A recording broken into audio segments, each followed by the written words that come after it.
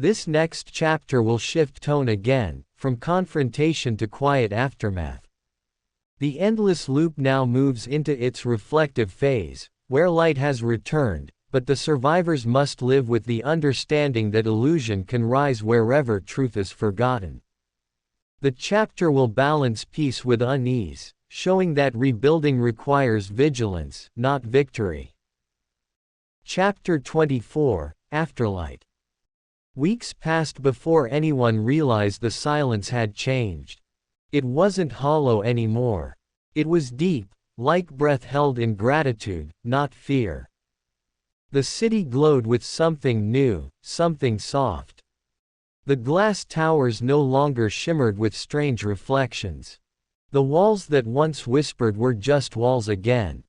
Even the air smelled different, clean after years of smoke and static. Chicago lived. Amira stood on the rooftop of the old church, watching sunlight break over the skyline. It was a sunrise that stayed, not flickering or bending, light that felt honest. Below, construction crews worked to restore the rail lines, murals bloomed on brick, and laughter returned to the streets. But the peace didn't erase the memory. Caleb still painted, though his hands sometimes shook. The light no longer responded to him, or maybe it did, quietly, beneath the surface.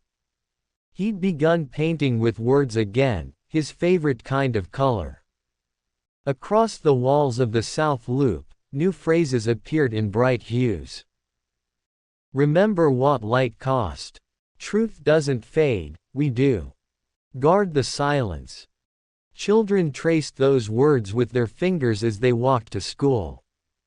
People read them under their breath. The city had become a kind of open scripture, not religious in form, but alive in truth. Delgado had taken charge of the reconstruction efforts. She kept records of every light anomaly, every glitch, every whisper in the vents. There were fewer now, but not gone. Some nights, she still caught faint distortions in puddles after the rain, faces that didn't belong, shapes that watched but didn't move. She never told anyone. Some battles were better fought in silence. At the church, Amira had begun teaching again, not sermons, but stories. She told of the fall and the light, of the city that dreamed too deeply and found its way back through truth. Her students listened with wide eyes, as if the tale were myth already. But one morning, as she wrote on the blackboard, the chalk split in her hand, a hairline crack that glowed faintly gold. She froze, staring. Then smiled. The word remembers, she whispered. Outside, Caleb watched sunlight ripple across the river. For a moment, the water reflected not the skyline, but 1,000 small lights, not from glass, but from people. Candles in windows. Lamps left burning in hope. Not illusions. Not echoes. Reminders. He thought of what the shadow had said, that it was built from what people refused to face, and he realized now that the opposite was true, too. Every act of truth, every moment of grace, every honest word became a brick in the city's foundation.